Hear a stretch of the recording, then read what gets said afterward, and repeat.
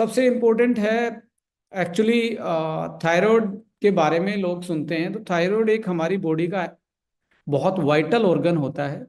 और ये जो गले में जो आपका नेक वाले एरिया में पाया जाता है और बटरफ्लाई शेप इसको बोला जाता है। और बटरफ्लाई की शेप है इसलिए बटरफ्लाई ग्लैंड भी बोला जाता है। हिंदी में इसको ग्रंथि बोला जाता है। इसका साइज आप बेसिकली देखेंगे तो ऑलमोस्ट 2 इंच के आसपास होता है, जिसमें इसका 5 सेंटीमीटर लॉन्ग, 3 सेंटीमीटर ये वाइड होता है, 2 सेंटीमीटर इसकी थिकनेस होती है।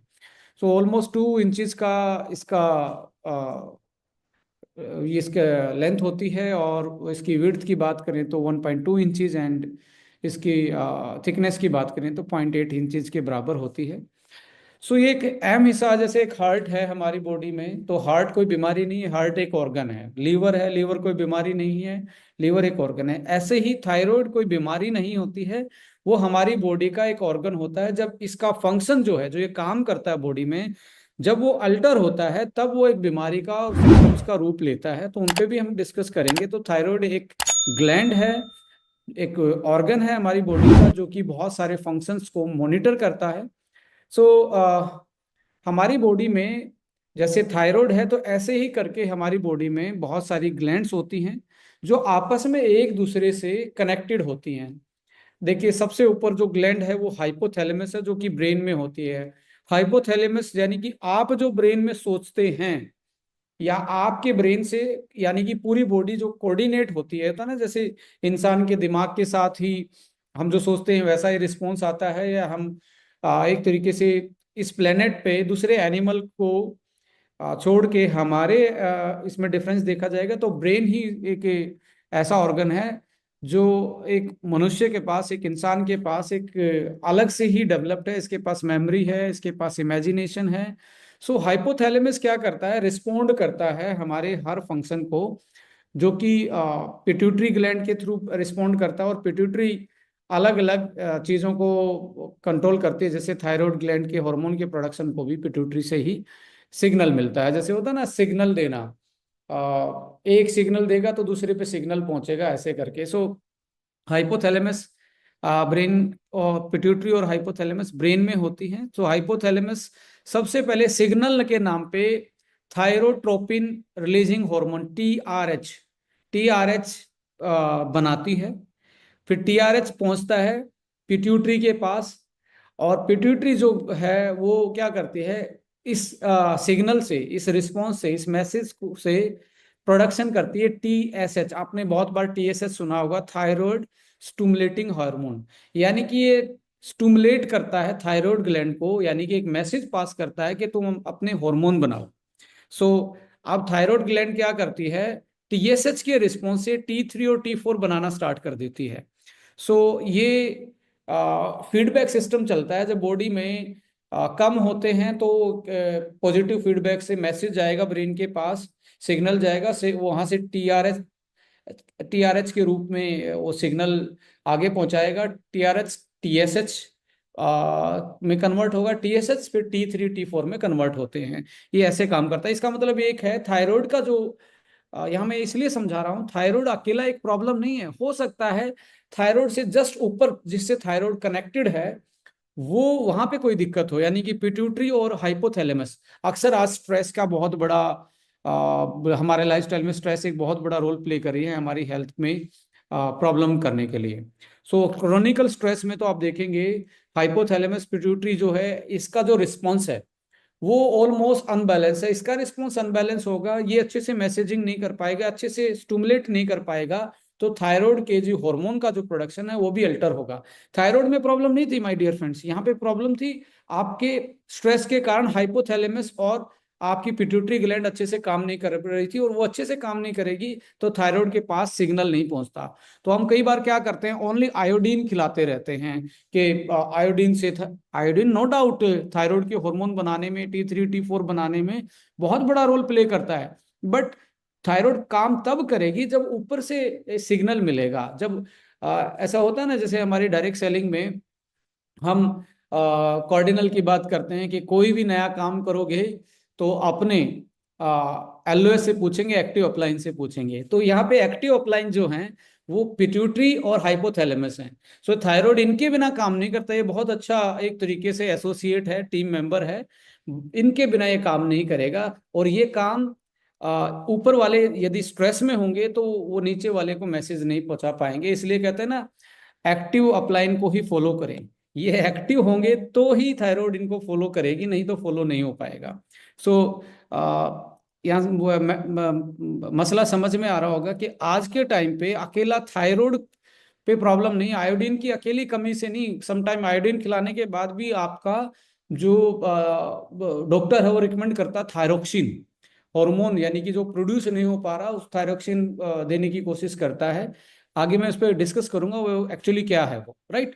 सो थायराइड क्या सिक्रेट करती है, क्या बनाती है? थायराइड T3 और T4 चीजें बनाती है, और एक कैल्सीटोनिन हार्मोन को भी ब्लड में रेगुलेट करती है।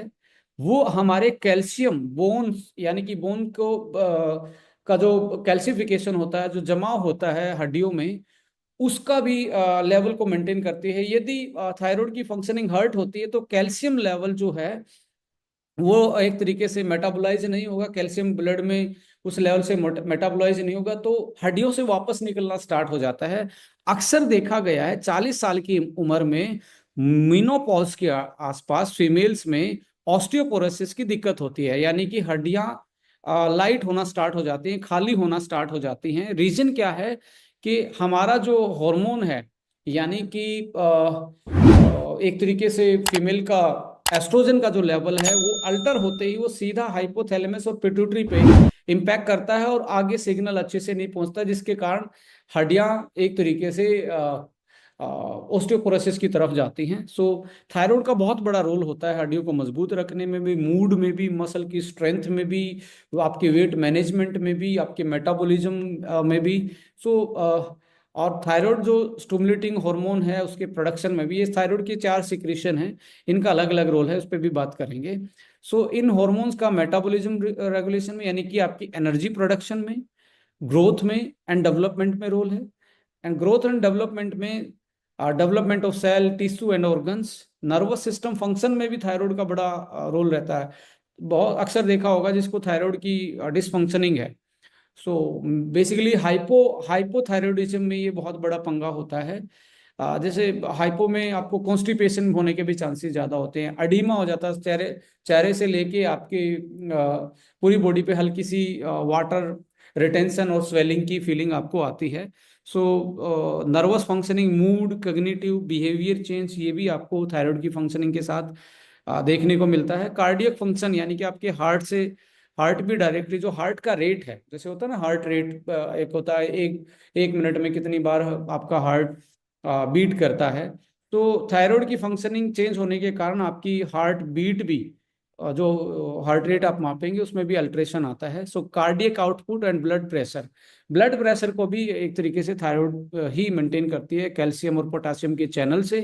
Muscle function, muscle strength, tone, यदि आपको जैसे हाइपोथायरॉयडिज्म हो जाता है, 2 टाइप का होता है, हाइपो एंड हाइपर, जिसमें एक मोटापे का बोला जाता है जिसको हाइपो बोलते हैं, और एक थायराइड का ऐसा सेकंड माल फंक्शन होता है जिसमें वेट रिड्यूस होता है, उसको हाइपर बोलते हैं। तो ऐसे केस में आप देखेंगे मसल दोनों में ही, मसल की स्ट्रेंथ और टोन एक तरीके से डिक्रीज हो जाती है, और जो मसल का कॉन्ट्रैक्शन है, यानी कि एक ताकत है, वो रिड्यूस डाउन होना स्टार्ट हो जाती है। तो यहाँ पे जो डिसऑर्डर्स हैं, जैसे मैं बता रहा था कि हाइपोथायराइडिज्म यानी कि मोटापा, हाइपर में एक तरीके से over active thyroid gland leading weight loss, anxiety, heat intolerance, आपको बहुत ज़्यादा मतलब गर्मी लगेगी हाइपोथायराइडिज्म में। हाइपो में आपको बहुत ठंड ज़्यादा लगेगी, आपको मतलब बियर ही नहीं कर पाएगी, इतनी ठंड लगेगी आपको। ग्वाइटर आपने सुना होगा, थायराइड ग्लैंड का बढ़ जाना आयोडीन की डेफिशिएंसी में, थायराइड कैंसर जैसी चीज़ें इससे एसोसिएटेड डिसऑर्डर्स हैं। सो यहाँ पे यदि स्टैट्स की बात करें इंडिया में थायराइड के डिसफंक्शन को लेके, ऑलमोस्ट 11% जो पॉपुलेशन है इंडिया में, यानी कि 100 में से 11 आदमी थायराइड के डिसऑर्डर से कहीं ना कहीं सफर कर रहे हैं। और ये जो सोर्स है इसका इंडियन थायराइड सोसाइटी के डाटा हैं। सो 11% Indian population suffer from the thyroid disorder, जिसमें हाइपोथायरॉयडिज्म यानी कि मोटापे वाला 7.5% है, और हाइपर जो है यानी कि प्रिविलेंसेस चांसेस किसके ज्यादा है, मोटापे वाले के, हाइपो वाले के, और हाइपर वाले के 2.2। सो ये journal of clinical endocrinology and metabolism में पब्लिश डाटा है। और यहाँ पे जेंडर का भी और एज के अनुसार भी एक तरीके से ये स्टैट चेंज होते हैं। आप देखेंगे वुमेन 8.9%, मेन 5.6%। थायराइड के एक तरीके से जो प्रॉब्लम आती है उसमें मेन के केस में ये एक तरीके से बहुत कम है as compare to the women. इसके पीछे रीजन बहुत सारे हैं, क्योंकि हार्मोन जो इनबैलेंसेस के चांसेस ज़्यादा किस में रहते हैं, वुमेन में ज़्यादा रहते हैं। ड्यूरिंग प्रेगनेंसी, पीरियड साइकिल के टाइम पे हर महीने फ्लक्चुएशन आनी, वो एक उनका नेचुरल नेचर के बॉडी को नेचर ने इसी टाइप का बनाया है। सो इसलिए womens are more prone to the thyroid dysfunction. Older में जैसे उम्र बढ़ती है उसमें ज़्यादा होता है as compare to the younger. So इसके अलावा रीजनल वेरिएशन इंडिया की सबसे ज्यादा, यदि हाइपोथायराइडिज्म के केस देखेंगे इंडिया में, वो दिल्ली में 14, जो हम 11% की बात कर रहे थे इंडिया के एवरेज की, यहाँ 14.3% दिल्ली में है। पंजाब में 12 से 12.9 यानी ऑलमोस्ट 13%। हरियाणा में ऑलमोस्ट 12.5%। और लोवेस्ट प्रिविलेंस में केरला सबसे कम थायराइड की प्रॉब्लम मिलेगी, और तमिलनाडु। इसके पीछे रीजन क्या है, जहां पे फिश ज्यादा खाया जाता है, तो fish is a good source of omega and iron. So वहां पे एंड कोलिन। तो ये तीन ऐसे मॉलिक्यूल हैं जो थायराइड की फंक्शनिंग को बहुत बेटर करते हैं। आयोडीन है, ओमेगा है, एंड आपका एक तरीके से लाइक इसमें कोलिन होता है, एस्ट्राजेंथिन भी होता है, बहुत सारे ऐसी चीजें होती हैं जो हमारी ब्रेन से लेके बॉडी को कोऑर्डिनेट का काम करते हैं। आंध्र प्रदेश 5.6 है। यानी कि जब ये देख रहे हैं, ये जो पैटर्न है ना, ये कोस्टल बेल्ट का है। कोस्टल बेल्ट पे फिश जहाँ ज्यादा कंज्यूम की जाती हैं, उस केस में आप देखेंगे यहाँ पे आपको आयोडीन की ज्यादा मात्रा मिलती है, ओमेगा की ज्यादा मात्रा मिलती है, एंड अदर जो बायोमोलिक्यूल्स हैं जो हमारे ओवरऑल जो सेल के लिए न्यूट्रिशन देते हैं। तो उस केस में ये एक डाटा आपको बड़ा डिफरेंशिएट देखने को मिलेगा। सो यहाँ पे आयोडीन डेफिशिएंसी के डाटा आप देखेंगे, ऑलमोस्ट 54% इंडियन जो हैं वो मतलब ये नेशनल फैमिली हेल्थ सर्वे 4 की एक रिपोर्ट है, 54% लोगों में आयोडीन की डेफिशिएंसी इंडिया में। So iodine deficiency is the major cause of the thyroid disorder in India. तो 54% है, यानी कि हर दूसरे आदमी में है आयोडीन की डेफिशिएंसी। इसलिए आयोडीन जो अनरिच्ड सॉल्ट आते हैं, तो आयोडीन की उसमें सबसे ज्यादा एक तरीके से फोर्टिफाइड होते हैं वो।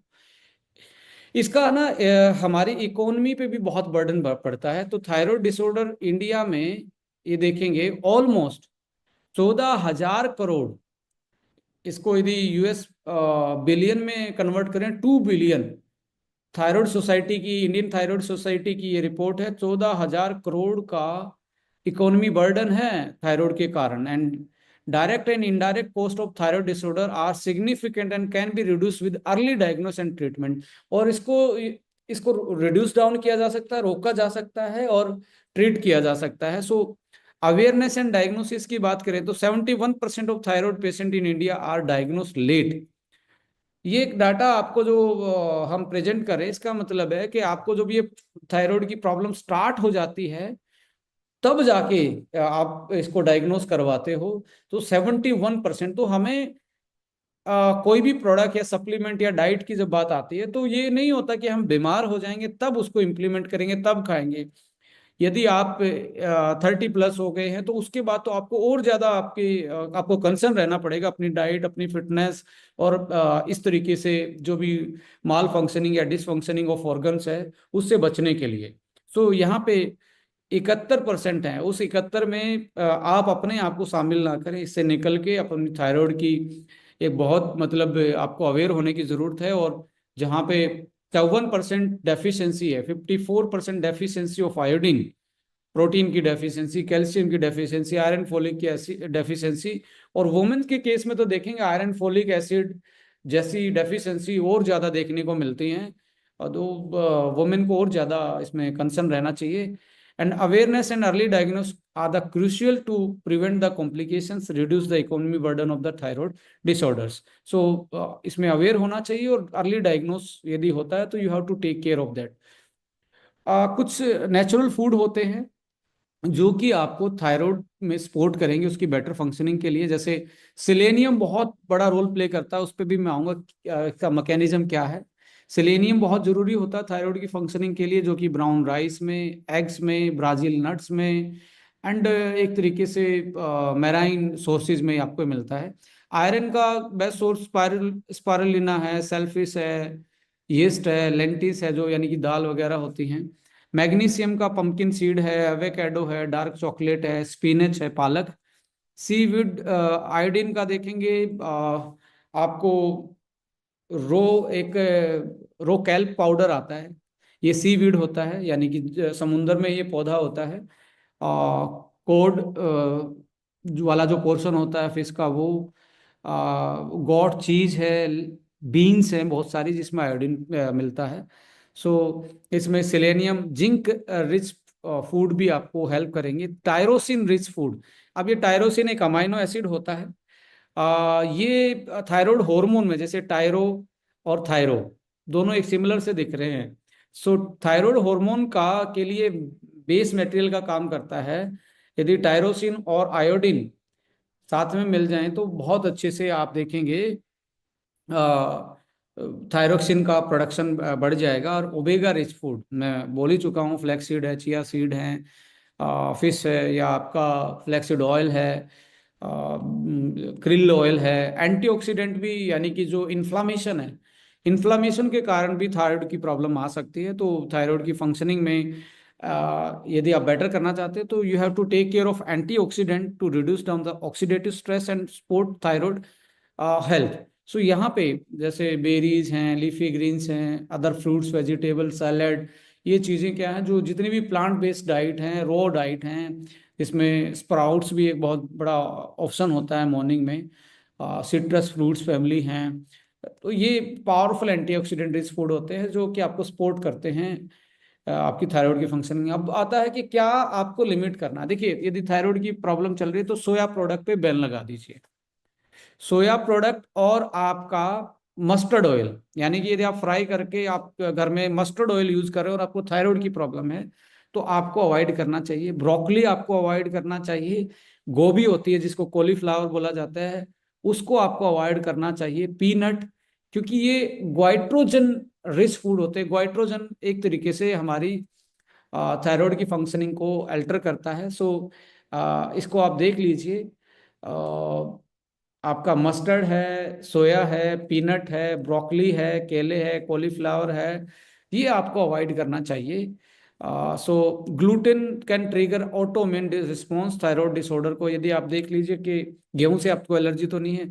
रॉ क्रूसीफेरस वेजिटेबल, क्रूसीफेरस होती हैं जैसे गोभी है, ब्रोकली है, सरसों है, ये क्रूसीफेरस फैमिली में आते हैं। बॉयल करने के बाद तो इससे ये जो ग्वाइट्रोजन हो वो कम हो जाते हैं, बट इनको कच्चा नहीं खाना है जैसे हम सैलेड में ब्रोकली को खाते हैं। If you are suffering from the thyroid, so you have to avoid the mustard oil, broccoli, cauliflower, peanut, and processed food से भी आप बचें, जो कि आपके अनहेल्दी इंग्रेडिएंट जाएंगे तो थायराइड की फंक्शनिंग डिस्टर्ब होती है। And food high in sugar and unhealthy, जो फ्राई फूड है और बेसिकली मिठाइयाँ हैं, स्वीट्स जो हैं, उनको आप अवॉइड करने की कोशिश करें। और सोया तो बिल्कुल बैन करना है। गोभी, ब्रोकली, पीनट, ये आपको बहुत मतलब कॉन्शियस हो जाना है यदि आपको थायराइड की फंक्शनिंग में दिक्कत है तो।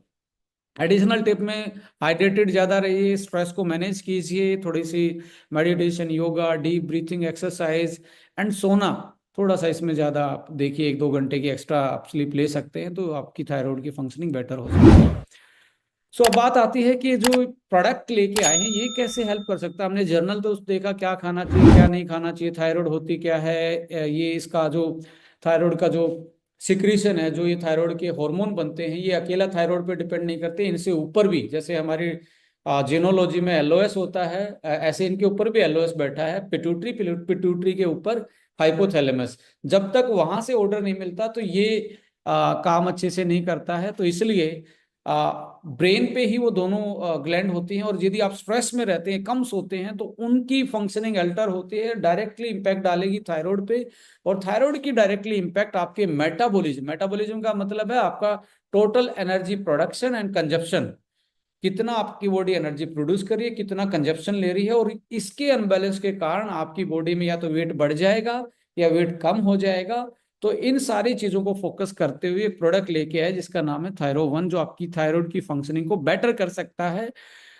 अब ये नहीं सोचना है कि मुझे थायराइड है तो प्रोडक्ट लेना है। इफ यू आर, जैसे आप अभी आपने जस्ट आप चाहते हैं कि like in in the case of females, आपने प्रेगनेंसी प्लान करनी है, तो आप 4 महीने 5 महीने पहले एक बार थायराइड की फंक्शनिंग के लिए ये प्रोडक्ट आप यूटिलाइज करें। आयरन फोलिक उसमें, प्रोटीन उसमें आता है, बेसिक प्रोडक्ट में ओमेगा उसमें आता है, आप स्प्राउट्स है, भीगे हुए आपके लाइक आमंड हैं, और जो गुड फैट वाली चीज़ें हैं वो इन्वॉल्व कर सकते हैं, प्री प्रेगनेंसी प्लान कर सकते हैं। उसमें थायरो 1 भी एक बहुत अच्छा प्रोडक्ट हो सकता है, जो आपके प्रेगनेंसी में बहुत मतलब हेल्प करने वाला है। ये कैसे हेल्प करता है वो भी मैं आपके साथ शेयर करूंगा। दूसरा ये है कि आफ्टर डिलीवरी, जब फीड करवा रहे उस टाइम पे आप अवॉइड करवा सकते हैं। वैसे इसमें ऐसा कोई एलर्जेंट नहीं है जो उसको दिक्कत करे, बट फीड करवाने के बाद तुरंत बाद भी आप अपना वेट रिड्यूस नहीं कर पा रही हैं, specially for the females, weight reduce नहीं कर पा रही हैं, तो उस केस में भी आप इसको यूटिलाइज करें कि आप अपने थायराइड की फंक्शनिंग को बेटर करेंगे, तो वेट दोबारा से हार्मोन बैलेंस होना स्टार्ट हो जाएंगे।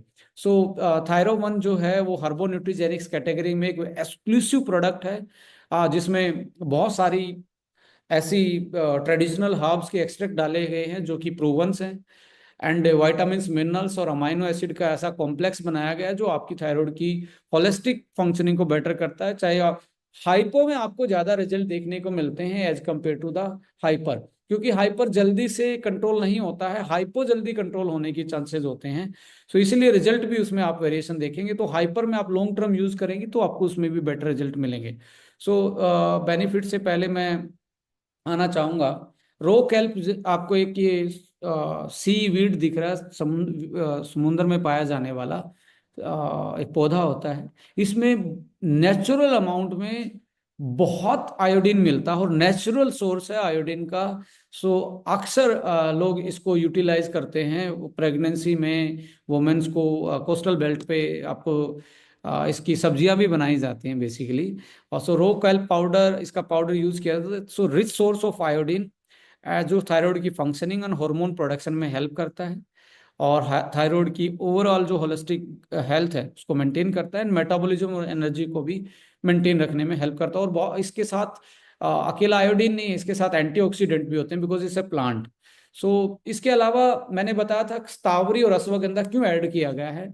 स्तावरी और अश्वगंधा पावरफुल अडप्टोजन होते हैं। अडप्टोजन का मतलब है कि बॉडी आपकी स्ट्रेस में हो, ऑक्सीडेटिव स्ट्रेस हो, मेंटल स्ट्रेस हो, क्रोनिकल स्ट्रेस हो, साइकोलॉजिकल स्ट्रेस क्यों ना हो, हर स्ट्रेस में आपकी बॉडी को मैनेज करने की पावर देता है स्टावरी एंड अश्वगंधा। तो इनका बहुत पावरफुल कॉम्बिनेशन। और अश्वगंधा को तो आप जानते ही हैं कि we are using ashwagandha as a KSM-66, और थायरो में भी KSM-66 को यूटिलाइज किया गया है। सो यहाँ पे थायराइड हार्मोन को प्रोडक्शन में हेल्प करेगा। कैसे करेगा कि आपके ब्रेन को रिलैक्स करेगा, स्ट्रेस को कम करेगा। स्ट्रेस कम होगी तो आपके ब्रेन में पाए जाने वाले दो LOS, पिट्यूटरी एंड आपका हाइपोथैलेमस, ये एक्टिवली काम करेंगे। और ये एक्टिवली काम करेंगे तो जितने भी डाउन द लाइन एसोसिएट हैं उनको भी बेनिफिट मिलेगा, यानी कि हमारी थायराइड भी अच्छे से काम करना स्टार्ट कर देगी। सो यहाँ पे adrenal function and stress resilience, ये एड्रेनल क्या है?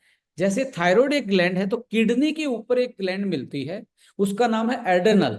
जब आदमी ज्यादा स्ट्रेस में रहता है तो एड्रेनल फटीग हो जाता है। एड्रेनल फटीग का मतलब ये इतनी प्रेशर में आ जाती है क्योंकि कोर्टिसोल नाम का एक हार्मोन होता है, वो एड्रेनल ही बनाता है। और वो कोर्टिसोल क्या करता है, वो स्ट्रेस प्रोड्यूस करता है। पर हल्का कोर्टिसोल तो सबको चाहिए कि बॉडी में, जीरो स्ट्रेस नहीं कर सकते, एक स्ट्रेस मिनिमम लेवल की बॉडी में होनी चाहिए जिसके कारण अलर्टनेस रहती है। बट यदि वो स्ट्रेस लगातार एक लेवल से आगे बढ़े और वापस से ना आए, यानी कि सोने के बाद भी वो कोर्टिसोल लेवल इतना बढ़ा रहे, तो अक्सर आज के टाइम पे इन्फ्लामेशन चेक करने के लिए कोर्टिसोल लेवल, स्ट्रेस को चेक करने के लिए कोर्टिसोल लेवल के टेस्ट होते हैं। तो कोर्टिसोल एड्रेनल ही ग्लैंड बनाती है, जैसे TSS, T4, T3 जो थायराइड बनाती है, ऐसे एड्रेनल कोर्टिसोल बनाती है। तो यदि आप स्ट्रेस में हैं तो स्थावरी अश्वगंधा एड्रेनल फंक्शन को बेटर करता है और स्ट्रेस से लड़ने की ताकत देता है, जिसके कारण एड्रेनल फंक्शन बेटर हो जाता है, उसको ज्यादा कोर्टिसोल लेवल बार बार में बनाने की जरूरत नहीं पड़ेगी।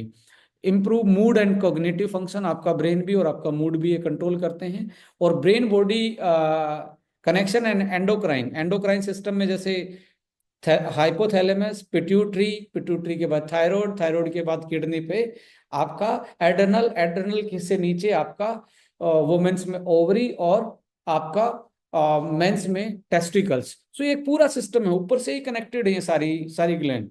सो यदि आपका ब्रेन सही है, स्ट्रेस फ्री रहेंगे, तो आपकी बॉडी में ये ग्लैंड का सिक्रेशन सही रहेगा, हार्मोन का सिक्रेशन सही रहेगा। हार्मोन से ही बहुत सारे बॉडी के फंक्शन कंट्रोल होते हैं। जैसे यहाँ पे टेस्टोस्टेरोन की बात करें तो वो टेस्टिकल सेल में ही बनता है, लीडिंग सेल होती है। सो उसमें ही वो बनता है। वो किससे कंट्रोल, वो ब्रेन से कंट्रोल है। तो वहीं से इशारा आता है कि कितना टेस्टोस्टेरोन बनना है। इसलिए जो अच्छे से नींद लेते हैं, अच्छे से डाइट लेते हैं और एक्सरसाइज करते हैं, तो उनमें हार्मोन बैलेंस रहते हैं। सो स्तावरी और अश्वगंधा आपकी हेल्प करते हैं हार्मोन को बैलेंस करने में। आयोडीन, आपको पता ही है कि थायराइड हार्मोन के प्रोडक्शन के लिए आयोडीन ही चाहिए आपको, जो और आपकी ग्रोथ एंड डेवलपमेंट में हेल्प करता है। और regulate metabolism and energy level, आपके मेटाबॉलिज्म को रेगुलेट करता है और एनर्जी लेवल को भी रेगुलेट करता है। टायरोसिन एक अमाइनो एसिड है। टायरोसिन से क्या होगा, रेगुलेट थायराइड हार्मोन प्रोडक्शन, जो आपका हार्मोन का प्रोडक्शन उसको रेगुलेट करता है कि ठीक ठाक प्रोडक्शन चल रहा है या नहीं चल रहा है, यानी कि एक मैनेजर के रूप में काम करता है। और ब्रेन एंड मूड में भी बहुत अच्छा, ब्रेन फंक्शन और मूड को भी ये कंट्रोल करने का काम करता है। And may improve cognitive function and focus, आपके फोकस और आपकी अलर्टनेस को बढ़ाता है टायरोसिन। और बेस मटेरियल का काम करता है और मैनेजिंग, मैनेज एक एज ए मैनेजर काम करता है कि आपके हार्मोन का प्रोडक्शन सही हो रहा है या नहीं हो रहा, यानी कि रेगुलेट करने का काम करता है। गूगल, आपने हार्ट में बहुत बार इसका जिक्र सुना होगा कि एक तरीके से कार्डियो प्रोटेक्टिव है और लिपिड्स को बैलेंस करता है, ब्लड लिपिड्स को। बट ये थायराइड हार्मोन रेगुलेशन में भी हेल्प करता है, थायराइड के प्रोडक्शन और कन्वर्जन, कन्वर्जन का मतलब है T4 को T3 में कन्वर्ट करता है। T4 इनएक्टिव फॉर्म है हार्मोन का, वो जब तक T3 में कन्वर्ट नहीं होगा तब तक वो आपका काम नहीं करेगा, एक्टिवली काम नहीं करेगा। एंटीऑक्सीडेंट भी है जो ऑक्सीडेटिव स्ट्रेस से बचाता है और इन्फ्लामेशन को भी रिड्यूस करता है, जो कि थायराइड की डिसफंक्शनिंग में अपना कंट्रीब्यूट कर सकता है, उसको एलिवेट करने में, उसको ठीक रखने में। सो इसके अलावा मिल्क थिसले है। आप मिल्क थिसले देखिए, सिलिमरिन नाम का इसमें बायोमोलिक्यूल होता है जो कि हिपैटो प्रोटेक्टिव बोला जाता है। हिपैटो प्रोटेक्टिव का मतलब है कि आपके लीवर की सेल के लिए बहुत अच्छा डिटॉक्सिफायर का काम करता है। अब बात तो थी थायराइड की, अब लीवर कहाँ से आ गया इसमें। लीवर का रोल क्या होता है, जब थायराइड T4 बनाती है, वो लीवर ही उसमें हेल्प करता है T3 में कन्वर्ट करने की, यानी कि थायराइड ने तो इनएक्टिव बनाया है, उसको एक्टिव करने का काम आपका लीवर करता है। आज के टाइम पे fatty liver, inflammatory liver disorders, बहुत सारे लीवर की ऐसे प्रॉब्लम है जिसके कारण हमारे जो मेटाबॉली, जो एक इसको हम केमिकल फैक्ट्री भी बोलते हैं, यदि यही साफ नहीं रहेगी, डिटॉक्सिफाई नहीं रहेगी, तो बॉडी में टॉक्सिन्स का लोड बढ़ता चला जाएगा। और बहुत सारे ऐसे हार्मोन हैं जो एक्टिवेट लीवर और किडनी में ही होते हैं, वो इनफैक्ट आने वाले टाइम में, मतलब ऐसे केस में आपके कंप्लीट नहीं हो पाते। तो मिल्क इसलिए लीवर की हेल्थ को बेटर रखने के लिए रखा गया है कि यदि लीवर में जाके थायराइड, ऊपर से भी मैसेज आया थायराइड भी ठीक काम करे पर लीवर सही नहीं है, तो फिर से काम नहीं करेगा। तो इसलिए मिल्क थिसले भी बहुत इंपॉर्टेंट रोल प्ले करता है। सो लीवर सपोर्ट में मिल्क थिस्ले, और hormone conversion and detoxification, hormone का कन्वर्ट करना, T4 से T3 में हेल्प करना, लीवर की डिटॉक्सिफिकेशन करना। एंटीऑक्सीडेंट होता ही है, इसका इफेक्ट पावरफुल ऑक्सीडेटिव स्ट्रेस को कम करता है और इन्फ्लामेशन को भी ये रिड्यूस करने का काम करता है, जो कि थायराइड की डिसफंक्शनिंग में इन्फ्लामेशन बहुत बड़ा रोल प्ले करती है। यदि वो कम होगी तो फंक्शनिंग बेटर होगी। सिलेनियम एक ऐसा मिनरल्स है जो एंटीऑक्सीडेंट का काम करता है, जैसे जिंक है, कैल्शियम है, आपका आयरन है, ऐसे सिलेनियम भी होता है, हमारे लिए बहुत बड़ा रोल प्ले करता है थायराइड हार्मोन कन्वर्जन में। T4 से T3 में सिलेनियम इतना बड़ा रोल प्ले करता है। So critical step in thyroid hormone production, और एंटीऑक्सीडेंट एंड इम्यूनिटी सपोर्ट, यानी कि इम्यून सिस्टम को भी बेटर करता है और बूस्ट करता है, जो इसेंशियल है थायराइड की हेल्थ के लिए। तो सिलेनियम भी बहुत इंपॉर्टेंट है। एन एसिटाइल सिस्टीन, देखिए ये बॉडी में जाके ग्लूटाथाइन प्रोडक्शन करता है। अब जैसे ही ग्लूटाथाइन का प्रोडक्शन होगा तो ऑक्सीडेटिव स्ट्रेस को ये 72 घंटे में मिनिमाइज करने की कोशिश करता है, इसलिए ग्लूटाथाइन खाते ही, सप्लीमेंट बहुत ज्यादा मार्केट में चल रहे हैं, लीवर को और बॉडी की सेल्स को डिटॉक्सिफिकेशन करने का सबसे फास्ट ग्लूटाथाइन होता है। अक्सर जैसे मैंने भी इसको यूटिलाइज किया ग्लूटाथाइन को, अक्सर लोग स्पोर्ट्स के कंपटीशन से पहले अपनी बॉडी में एनर्जी लेवल को मेंटेन रखने के लिए, बढ़ाए रखने के लिए, एक हफ्ते पहले ग्लूटाथाइन की 500 से 1000 mg की डोज लेना स्टार्ट करते हैं। इवन सम कुछ लोग तो इसको ड्रिपिंग से बॉडी में लोड भी करते हैं, जस्ट 48 घंटे पहले, क्योंकि ये बॉडी में सस्टेन रहेगा तो मसल क्रैम्प कम आते हैं, तो इससे स्पोर्ट्स परफॉर्मेंस भी बढ़ता है। सो ग्लूटाथाइन प्रोडक्शन से एंटीऑक्सीडेंट बॉडी में और ऑक्सीडेटिव स्ट्रेस कम होता है, जिससे थायराइड ग्लैंड की फंक्शनिंग या अदर ग्लैंड्स की फंक्शनिंग भी बढ़ती है। म्यूकस थिनिंग, अक्सर लंग्स के केस में भी आप एलसिस्टिन, एसिटाइल सिस्टीन को, नेक को यूज किया जाता है, म्यूकस को थिन करता है, और which can contribute thyroid nodules and other thyroid tissue, तो वहां पे भी ये एक तरीके से थायराइड की म्यूकस थिनिंग में भी हेल्प करता है, इन्फ्लामेशन रिडक्शन का भी काम ये करता है। कॉपर जो है बेसिकली थायराइड हार्मोन प्रोडक्शन में हेल्प करता है, और पर्टिकुलरली T4 बनाने में कॉपर का बहुत बड़ा रोल होता है। So connective tissue health, thyroid gland के साथ जो टिश्यू, कनेक्टिंग टिश्यू होते हैं, हमारे मसल की जो स्ट्रेंथ होती है, वो उसको भी सपोर्ट करता है थायराइड की फंक्शनिंग को बेटर करके। इम्यूनिटी में भी आपने अक्सर सुना होगा कि तांबे के बर्तन में लोग पानी पिया करते थे। सो ऐसे ही कॉपर का काम इम्यूनिटी बूस्टर के रूप में भी होता है। सो एक नया मॉलिक्यूल है मार्केट में, अब इसको आप देखेंगे, कैल्शियम अल्फा कीटो ग्लूटारेट, जो कि एंटी एजिंग में भी बड़ा रोल प्ले करता है, एंटी एजिंग का रोल प्ले करता है, थायराइड हार्मोन रेगुलेशन, एक प्रोडक्शन होता है, एक रेगुलेशन, यानी कि प्रोडक्शन को रेगुलेट करना। रेगुलेट कौन करेगा? ऊपर से आदेश आएगा, ऊपर से कनेक्ट रखेगा। तो आपकी बॉडी में रेगुलेशन का काम अलग है, प्रोडक्शन का काम है। जब तक रेगुलेट नहीं होगा तो प्रोड्यूस नहीं होगा। तो ये रेगुलेशन का काम करता है और कन्वर्जन का काम करता है, एनर्जी प्रोडक्शन का काम करता है, थायराइड ग्लैंड के फंक्शन को ठीक रख के, और एंटीऑक्सीडेंट, ऑक्सीडेटिव स्ट्रेस से बचाता है, और एंटी एजिंग इसका बड़ा रोल है। सो बहुत सारे प्रोडक्ट में, एस्टोनिया वन के बहुत सारे प्रोडक्ट्स में आपको कैल्शियम 1 kg आप देखते हैं, सो कि एंटी एजिंग का काम भी करता है। थायराइड थायराइड की स्पेशली हार्मोन प्रोडक्शन और कन्वर्जन को रेगुलेट करना इसका काम होता है, इसमें हेल्प करता है। कोलिन अक्सर एक तरीके से न्यूरो ट्रांसमीटर है, न्यूरो मैसेंजर है, जैसे एक पोस्टमैन होता है, वो आपके पोस्ट ऑफिस से आप तक माध्यम बनता है मैसेज पहुंचाने में। वो लेटर जो भी आपका पोस्ट किसी ने किया या कुरियर पहुंचाने का काम करता है।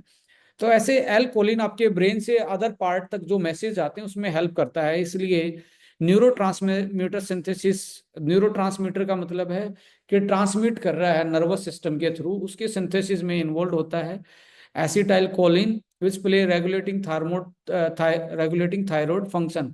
अब ब्रेन में जो थैलेमस है, हाइपोथैलेमस थी, उससे मैसेज कन्वे करने में कोलिन बड़ी हेल्प करता है। मिथाइलेशन प्रोसेस इन्वॉल्व, एक प्रोसेस होता है जो आपके T3 से T4 से T3 में कन्वर्ट करने में हेल्प करता है।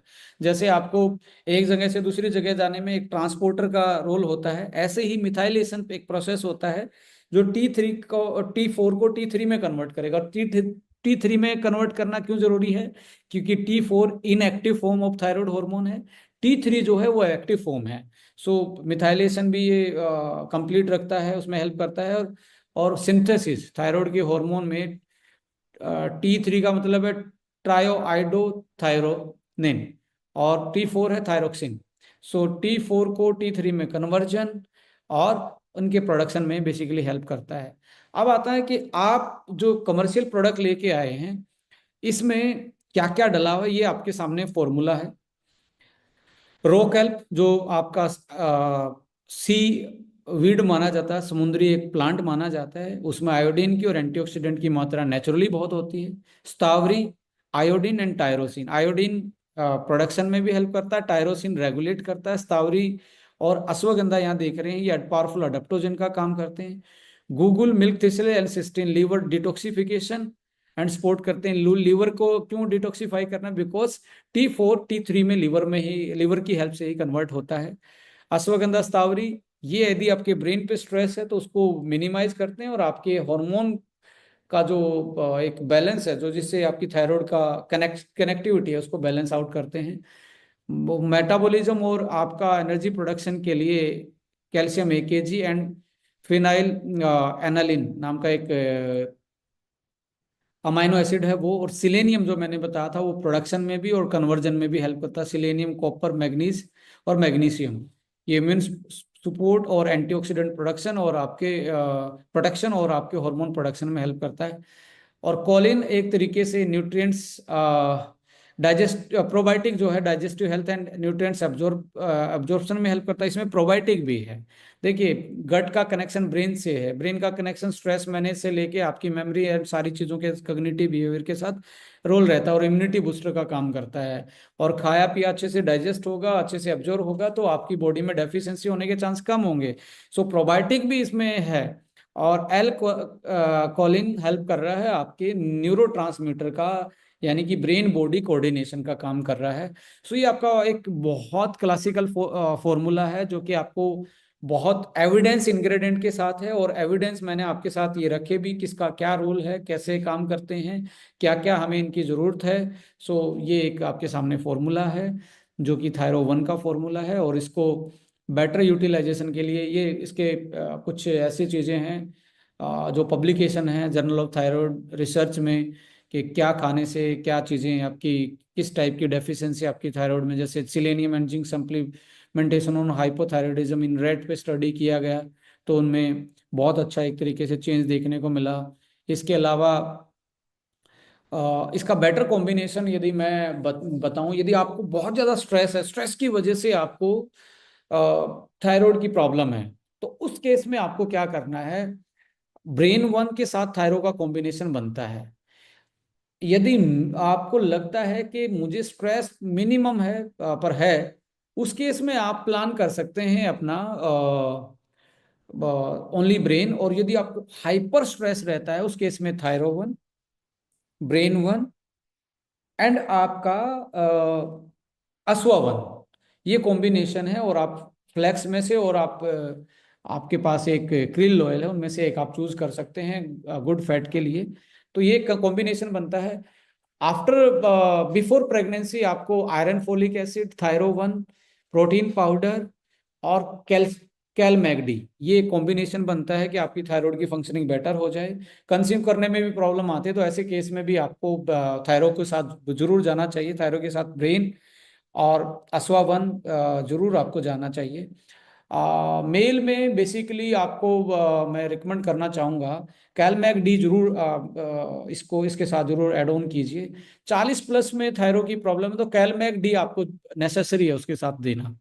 तो आप ये नोट कर सकते हैं 40+ में कैलमैक डी बहुत नेसेसरी है, आसवा भी बहुत नेसेसरी है। अपार्ट फ्रॉम यदि इन्फ्लामेशन है, बॉडी में इन्फ्लामेटरी चीजें हैं, ऑक्सीडेटिव स्ट्रेस ज्यादा है, तो आप एंटीऑक्सीडेंट और सुबह सुबह डिटॉक्सिफिकेशन के लिए आपको करना चाहिए, SBTC को यूज करना चाहिए कि आपकी इन्फ्लामेशन को कंट्रोल करे। और उसके बाद ये डोज देना स्टार्ट करें। तो स्टार्टिंग में आप इसकी डोज हैवी देना स्टार्ट करें। हैवी इन द सेंस कि आप 4 से 5 कैप्सूल पहले हफ्ते या 10 दिन आप खिला सकते हैं, सुबह 2, शाम को 2, दोपहर को 1। It's totally depend upon the condition of the that particular person. इसके अलावा 1 महीने के बाद आप इसको दिन में 1-1 करके 3 कैप्सूल दे सकते हैं। दूसरे महीने के बाद आप 1-1 कैप्सूल करके इसको दे सकते हैं। तो ऐसे करके इसका कॉम्बिनेशन बना सकते हैं। आपको लगता है कि फैटी लीवर ज्यादा है तो आपको देखना पड़ेगा, तो मुझे फैटी लीवर के लिए लीवो 1, लीवर 1 ये साथ में यूटिलाइज करवाने हैं, और कैलमैग डी भी आपको साथ में देना चाहिए इसके। हेलो दोस्तों, हमारे इस चैनल को सब्सक्राइब करने के लिए यहाँ क्लिक कीजिए। Thank you.